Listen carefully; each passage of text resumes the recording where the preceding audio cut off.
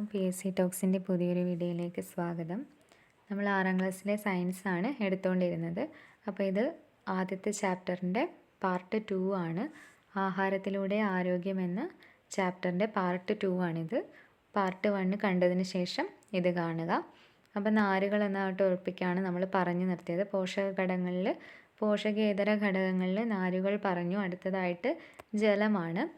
നമ്മുടെ ശരീരത്തിൻ്റെ ഏതാണ്ട് 70% ജലമാണെന്ന് നിങ്ങൾക്കറിയാമല്ലോ. അപ്പോൾ ആ ഒരു ശതമാനം നോട്ട് ചെയ്ത് വെക്കുക. 70%. ദഹനം, രക്തചംക്രമണം, വിസർജനം തുടങ്ങി വിവിധ ശാരീരിക പ്രവർത്തനങ്ങൾക്ക് ജലം ആവശ്യമാണ്. മൂത്രം, വിയർപ്പ് തുടങ്ങിയവയിലൂടെ ശരീരത്തിൽ നിന്ന് ജലനഷ്ടം ഉണ്ടാകുന്നു. അതിനാൽ ധാരാളം ശുദ്ധജലം കുടിക്കണം. കുട്ടികൾ ഒരു ദിവസം 10 മുതൽ 12 ഗ്ലാസ് വരെ വെള്ളം കുടിക്കേണ്ടതുണ്ട്. തക്കാളി, വെള്ളരി, തണ്ണിമത്തൻ തുടങ്ങിയ പച്ചക്കറികളിൽ ധാരാളം ജലം അടങ്ങിയിരിക്കുന്നു. ഇവയും ഭക്ഷണത്തിൽ ഉൾപ്പെടുത്തുമല്ലോ. അപ്പോൾ ജലത്തിൻ്റെ സ്രോതസ്സുകൾ, അതുപോലെ 10 മുതൽ 12 ഗ്ലാസ് വരെ കുട്ടികൾ വെള്ളം കുടിക്കണം. അപ്പോൾ ജലത്തിൻ്റെ പ്രാധാന്യമാണ് അവിടെ കൊടുത്തിരിക്കുന്നത്. അടുത്തതായി സമീകൃത ആഹാരം, ബാലൻസ്ഡ് ഡയറ്റ്. ആരോഗ്യം നിലനിർത്തുന്നതിന് നിശ്ചിത അളവിൽ പ്രോട്ടീൻ, കാർബോഹൈഡ്രേറ്റ്, കൊഴുപ്പ്, വിറ്റാമിനുകൾ, ധാതുക്കൾ എന്നിവ അടങ്ങിയിരിക്കുന്ന ഭക്ഷണക്രമമാണ് നാം ശീലിക്കേണ്ടത്. ഇത്തരത്തിലുള്ള ഭക്ഷണക്രമമാണ് സമീകൃത ആഹാരം. അപ്പോൾ സമീകൃത ആഹാരത്തിൻ്റെ ഡെഫിനിഷൻ നോട്ട് ചെയ്യുക. അപ്പോൾ ഭക്ഷണത്തിൽ ഉൾപ്പെടുത്തേണ്ട ഫുഡ് പ്ലേറ്റ് എന്ന് പറഞ്ഞ് നമ്മുടെ ഭക്ഷണത്തിൽ ഒരു ദിവസം ഉൾപ്പെടുത്തേണ്ട കാര്യങ്ങളൊക്കെ അവിടെ കൊടുത്തിരിക്കുന്നുണ്ട്. പയറുവർഗ്ഗങ്ങൾ, മുട്ട, മത്സ്യം, മാംസം അവയുടെയൊക്കെ അളവ് 85 ഗ്രാം. അതുപോലെ പാല്, തൈര് 300 ml. അണ്ടിപ്പരിപ്പുകൾ, വിത്തുകൾ 30 ഗ്രാം. കൊഴുപ്പുകൾ, ധാന്യങ്ങൾ, പച്ചക്കറികൾ, പഴങ്ങൾ. അപ്പോൾ ഗ്രാം കണക്കൊന്നും നമ്മൾ നോക്കണ്ട. അപ്പോൾ ഫുഡ് പ്ലേറ്റിൻ്റെ ഒരു മാതൃകയാണ് അവിടെ കൊടുത്തിരിക്കുന്നത്. നിങ്ങളുടെ ആഹാര രീതി അനുസരിച്ച് എല്ലാ പോഷകഘടകങ്ങളും ഉൾപ്പെടുന്ന വിധം ഒരു ദിവസത്തെ ഭക്ഷണ ചാർട്ട് തയ്യാറാക്കി വീട്ടിലും ക്ലാസ്സിലും പ്രദർശിപ്പിക്കുന്നു എന്നെല്ലാം പറഞ്ഞിട്ട് കുട്ടികൾക്ക് ചെയ്യാനുള്ള ആക്ടിവിറ്റീസാണ്.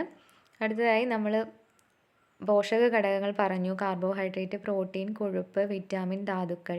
അപ്പോൾ ഇവയിൽ വരുന്ന കാര്യങ്ങൾ ഏതൊക്കെയാണെന്ന് എഴുതി വെക്കാനായിട്ടൊരു ഫ്ലോ ചാർട്ടാണ് കൊടുത്തിരിക്കുന്നത്. അപ്പം നമ്മുടെ ഭൂരിഭാഗവും കാർബോഹൈഡ്രേറ്റ് ആണ്.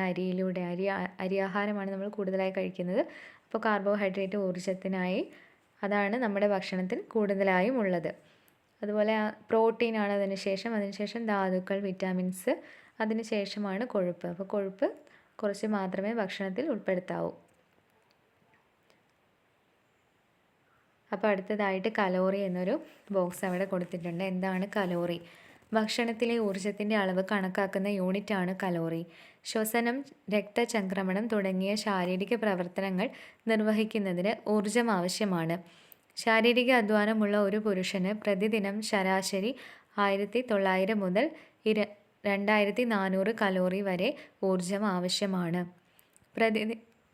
ശാരീരിക അധ്വാനമുള്ള ഒരു സ്ത്രീക്ക് പ്രതിദിനം ശരാശരി 1600 മുതൽ 2000 കലോറി വരെ ഊർജ്ജം വേണം. ഒരു മുതിർന്ന കുട്ടിക്ക് പ്രതിദിനം ശരാശരി 1200 മുതൽ 1400 കലോറി വരെ ഊർജ്ജം ആവശ്യമാണ്.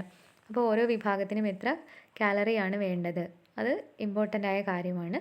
പ്രതിദിനം ശരാശരി ഒരു പുരുഷന് 1900 മുതൽ 2400 വരെയും, സ്ത്രീക്ക് 1600 മുതൽ 2000 വരെയും, കുട്ടിക്ക് 1200 മുതൽ 1400 വരെയുമാണ് കലോറി. അപ്പോൾ ആ പോയിൻ്റ് ഓർത്ത് വയ്ക്കണം. അടുത്തതായിട്ട് പോഷകമൂല്യങ്ങൾ നഷ്ടപ്പെടാതിരിക്കാൻ എന്ന് പറഞ്ഞ് ഒരു ഹെഡിങ്ങിൽ അവിടെ കൊടുത്തിട്ടുണ്ട്. ആഹാരം പാകം ചെയ്യുമ്പോൾ എങ്ങനെയെല്ലാമാണ് പോഷകമൂല്യങ്ങൾ നഷ്ടപ്പെടാൻ സാധ്യതയുള്ളത്. അപ്പോൾ പച്ചക്കറി മുറിച്ചതിന് ശേഷം കഴുകുമ്പോഴും ചൂടാക്കുമ്പോഴും ഒക്കെ പോഷകഘടകങ്ങൾ നഷ്ടപ്പെടും. പഴങ്ങളും പച്ചക്കറികളും മുറിച്ചതിന് ശേഷം കഴുകാൻ പാടില്ല എന്ന് പറയുന്നത് എന്തുകൊണ്ടാണെന്ന് മനസ്സിലായില്ലേ? ആഹാരത്തിലെ പോഷകഘടകങ്ങൾ നഷ്ടപ്പെടാതിരിക്കാൻ സ്വീകരിക്കേണ്ട മാർഗ്ഗങ്ങൾ അപ്പോൾ അത് ചർച്ച ചെയ്ത് കുട്ടികൾക്ക് കണ്ടെത്താനുള്ളതാണ്. അപ്പം പച്ചക്കറികൾ കഴുകുന്നതിലൂടെ ആഹാരത്തിലെ പോഷകഘടകങ്ങൾ നഷ്ടപ്പെടുന്നു എന്നാണ് അവിടെ കൊടുത്തിരിക്കുന്നത്.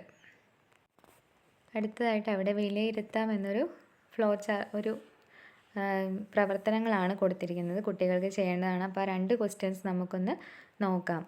അപ്പോൾ കാർബോഹൈഡ്രേറ്റ്, ധാതുക്കൾ, കൊഴുപ്പ്, പ്രോട്ടീൻ ഇവയൊക്കെ ഏതിൽ നിന്നാണ്, അതിൻ്റെ ഉറവിടമാണ് അപ്പുറത്തെ ഭാഗത്ത് കൊടുത്തിരിക്കുന്നത്. അത് കൂട്ടി യോജിപ്പിക്കാനാണ് പറഞ്ഞിട്ടുള്ളത്. അപ്പോൾ കാർബോഹൈഡ്രേറ്റ് കൂടുതലായും ലഭിക്കുന്നത് ധാന്യങ്ങളിൽ നിന്നാണ്. ധാതുക്കളാണെങ്കിൽ ധാതുക്കൾ അഥവാ വിറ്റമിൻസ് എവിടെ നിന്നാണ്? ഇലക്കറികളിൽ നിന്നാണ് കൂടുതലും കിട്ടുന്നത്. കൊഴുപ്പ് എണ്ണകളിൽ നിന്നും, പ്രോട്ടീൻ പയറുവർഗ്ഗങ്ങൾ, മുട്ട. അപ്പോൾ അതൊന്ന് നമ്മൾ വരച്ച് യോജിപ്പിക്കാനാണ് അവിടെ പറയുന്നത്. അപ്പോൾ ചേരുംപടി ചേർക്കാൻ വേണ്ടി നമുക്ക് വേണമെങ്കിൽ ചോദിക്കാൻ പറ്റുന്ന ഒരു ക്വസ്റ്റ്യൻ ആണ്. അയഡിൻ അടങ്ങിയ ആഹാരം കഴിക്കാത്ത ഒരു വ്യക്തിക്ക് വരാവുന്ന ആരോഗ്യ പ്രശ്നം ഏതാണ്? ഗോയിറ്റർ ആണ്. അപ്പോൾ നമ്മൾ അപര്യാപ്തത രോഗങ്ങളൊക്കെ ഇമ്പോർട്ടൻ്റ് ആണ്. അതുപോലെ ഓരോ പോഷക ഘടകങ്ങളുടെയും ആവശ്യകത, അതിൽ ഉൾപ്പെടുന്ന ഭക്ഷണങ്ങൾ ഏതൊക്കെയാണ്. അപ്പോൾ ഈ ഒരു ചാപ്റ്റർ ഇത്രയേ ഉള്ളൂ. പ്രധാനമായിട്ടും അപര്യാപ്തത രോഗങ്ങളാണ് നോക്കി വെക്കേണ്ടത്. പിന്നെ വിറ്റമിൻസിൻ്റെ കാര്യം, ഹീമോഗ്ലോബിൻ എന്ന് പറഞ്ഞൊരു ടോപ്പിക്കുണ്ട്. അപ്പോൾ ഈ ഒരു ചാപ്റ്റർ ഇവിടെ അവസാനിക്കുന്നു. അപ്പോൾ അടുത്തൊരു ക്ലാസ്സുമായിട്ട് വീണ്ടും കാണാം. Thank you.